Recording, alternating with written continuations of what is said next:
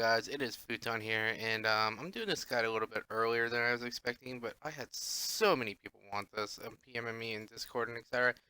So we're going to be going into now detail on Kal'Gerion Demon Guide. Kal'Gerion Demons are pretty simple to kill, really. The only problem is their astronomical defense, and because of their astronomical defense, I'd highly suggest you kill these on Slayer tasks. Now, no, a lot of people think that the Dark Light is the best way of killing these. The Dark Light is now, after so many nerfs that's happened to the weapon, it's now only the best way to kill it if you are extremely low level and do not have Dragors and or off aura. If you're off aura with melee, it is a good weapon to use. However, if you're on aura, Dragors out DPS it, and so do Kopesh. But magic actually has a greater hit chance on these Kal'Gerion demons. If you take a monster exam and look, you can see that the Kal'Gerion demons have a higher affinity. I think like 20% more affinity to magic, which means they are weaker to magic.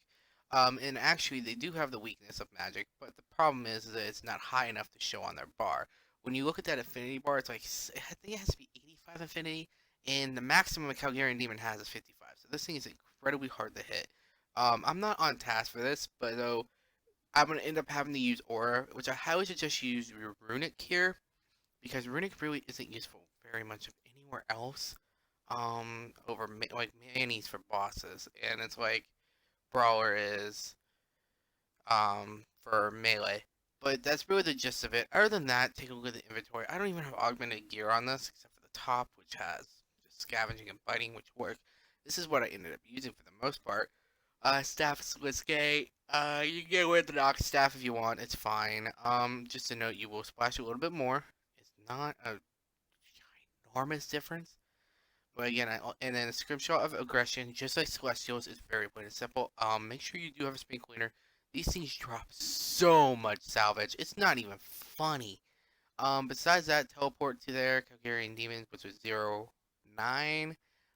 Just some restores, but then again, with Demon Horn, you could use this method, and you don't really need any prayer pots. Or option 2, you can go ahead and use an Amulet of Souls, is another preferable option. And that means you're gonna have no problem with heals. Sorry, you're both tired. Besides that, so basically you just go here with 0-9, which takes you to the Kal'Gerion Demon Dungeon. You can do this in the Private Slayer Dungeon. However, only thing difference is it doesn't do some of the specs, which really you'll see in a second when I start this. It really isn't an astronomical difference. So we're going to pop Runic. I'm not going to use it anywhere else tonight. So there, pop Runic. Pop this. If you have Affliction, use it. It really does actually make some difference. And you just pop Aggression Sigil, and like I said, it's going to auto-retaliate to you. But, oh, runes. You know, I'm just a dum-dum sometimes. Okay, turn this off for a second. And you want to make sure you don't use a full aggressive pot here, because you'll just get pulled from every angle and it just will not end well for you. So 0-9 again. I'm sorry about that. Make sure you guys have runes, folks. Make sure you have runes. Alright, then pop this on. One of them should automatically go after me. And you should notice that you really don't flash a ton. I have a stun bar in my inventory since these are stunnable. But as you see, it really doesn't make a giant difference. And like I said, you can get away with Bone Crusher if you want. This is just safer for getting your heals. Alright, I do not have Revel Plus on. But yeah, alright, there we go.